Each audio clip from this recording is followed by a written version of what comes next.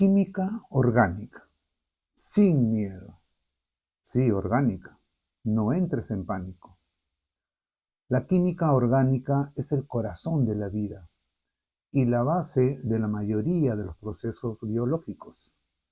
Cada molécula orgánica cuenta una historia, desde la glucosa que nos da energía hasta los compuestos complejos que forman nuestros medicamentos. Estudiar química orgánica es como aprender el idioma de la naturaleza, donde cada reacción es una conversación fascinante. Cada paso que des en química orgánica te llevará a un mundo lleno de posibilidades y descubrimientos increíbles. Recuerda que la perseverancia, la curiosidad y tu intuición química serán tus mejores aliados en esta emocionante aventura. Hola, soy Carlos Timaná de la Flor y les doy la bienvenida a El Atanor, el lugar donde convergen los principios de la química orgánica y tu intuición química. Bien, vamos a dar inicio a nuestras clases y como ya les había dicho, la vamos a hacer en función a preguntas y hoy día vamos a responder a 3 preguntas fundamentales. ¿Qué es la química orgánica? ¿Por qué debemos conocer de química orgánica? ¿Y qué caracteriza al elemento carbono? ¿Qué lo hace tan importante? Muy bien. Entonces, la pregunta 1 es muy fácil de responder. ¿Qué es la química orgánica? Es la química del elemento carbono.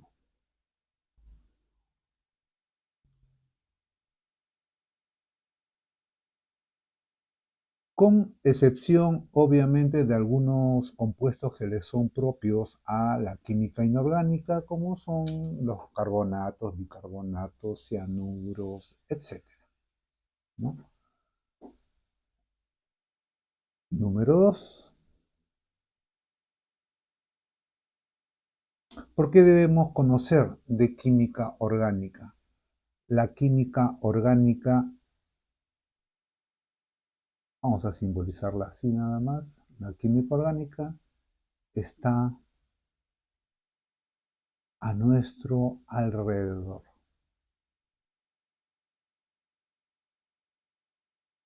Todo lo que vivimos día a día está rodeado, influenciado por la química orgánica, ¿no? Hay más del 95% de las sustancias químicas bien caracterizadas son correspondientes a compuestos orgánicos, ¿no? Más del 50% de los químicos se consideran a sí mismos químicos orgánicos, ¿no?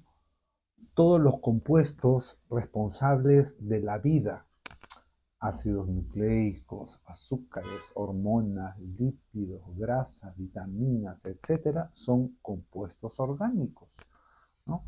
La vida en la Tierra se la debemos al átomo de carbono, ¿no? La industria que se desarrolla día a día, farmacéuticos, polímeros, pesticidas, herbicidas, etcétera, juegan un papel fundamental en la economía mundial y inciden en muchos aspectos de nuestra vida diaria con sus productos.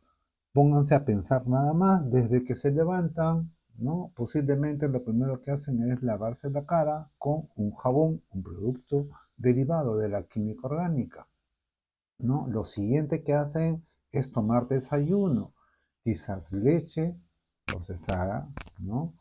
Quizás un té que ya involucra sustancias orgánicas, procesos orgánicos, etcétera, ¿no? Entonces, la química orgánica está siempre a nuestro alrededor. Por otra parte, la química orgánica nos va a permitir ser ordenados. Si estudiamos adecuadamente la química orgánica, nos va a permitir construir una estructura mental muy lógica. ¿Por qué? Porque la química orgánica, y eso hay que entenderlos, usa símbolos lógicos. No podemos cambiar los símbolos de la química orgánica, ¿no? Utiliza el principio de la analogía. Vamos a hacer muchas analogías y esto nos va a permitir ampliar nuestro campo de estudio y de razonamiento deductivo. Y evidentemente la química orgánica, al menos para mí, tiene un contenido artístico muy interesante. La pregunta 3. ¿Qué caracteriza al elemento carbono? ¿Por qué lo hace, qué lo hace tan importante? ¿No? Y para eso vamos a necesitar esta pequeña tabla de electronegatividades. Recordemos que necesitamos tener conocimientos previos de química general. No olvidemos que la electronegatividad es la capacidad que tiene un núcleo para poder atraer los electrones de los enlaces que lo rodean. Y tenemos ahí una tabla bastante simplificada de los principales elementos orgánicos en la escala de Pauli. Entonces, ¿cómo damos respuesta a esta pregunta? 3, ¿no? ¿Por qué es importante? ¿Qué hace importante? ¿Qué caracteriza el elemento carbono? ¿No?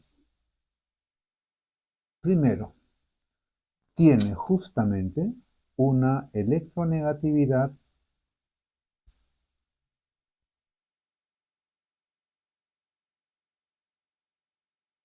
intermedia.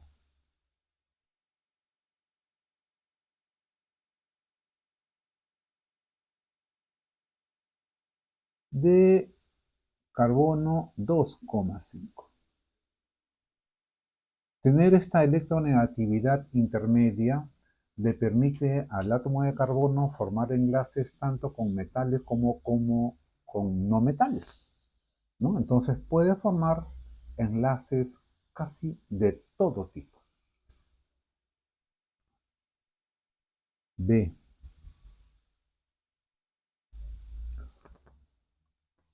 Lo que llamamos autosaturación. Es una propiedad muy importante del átomo de carbono. Autosaturación, que no es otra cosa que la formación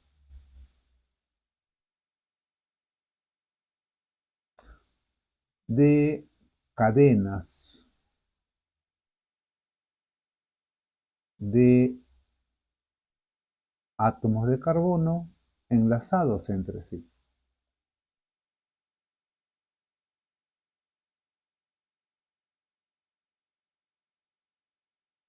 Es decir, se pueden formar cadenas como estas, ¿no?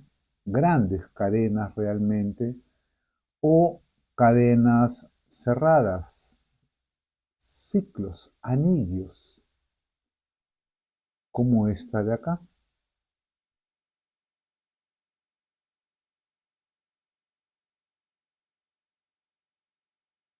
¿no? Entonces, esto es la autosaturación.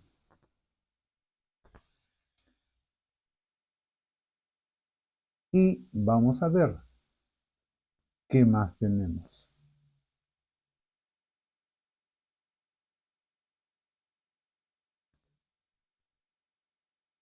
Tamaño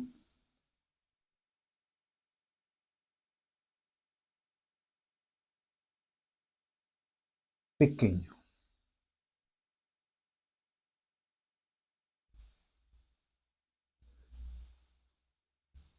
Lo que posibilita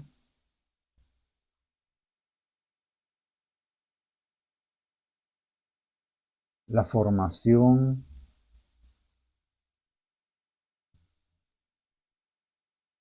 eh, no solo de enlaces simples, sino también dobles y triples.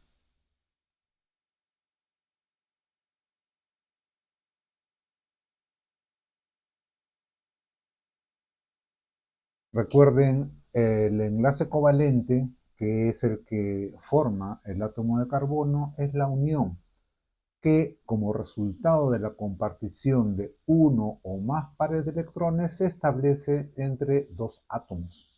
Y este enlace covalente puede ser simple, doble o triple.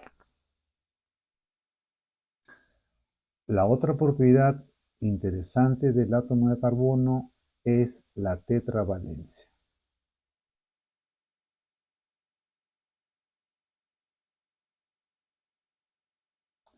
Mejor dicho, la capacidad para formar 4 enlaces covalentes.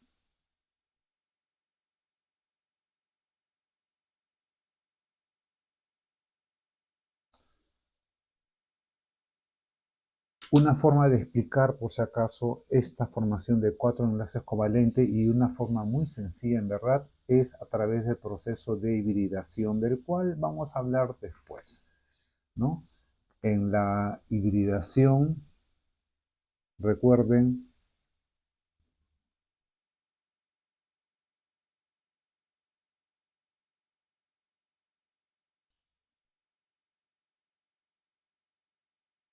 en la hibridación del carbono, los orbitales S, PX, PI, PZ van a mezclarse y formar nuevos orbitales denominados orbitales híbridos. Y esto permite al átomo de carbono, como decía, formar enlaces simples, dobles. Por ejemplo, puede formar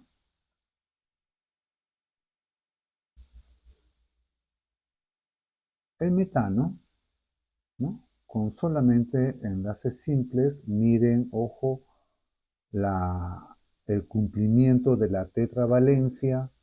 Puede formar compuestos como el etileno, ¿no? En la que se forma un enlace doble,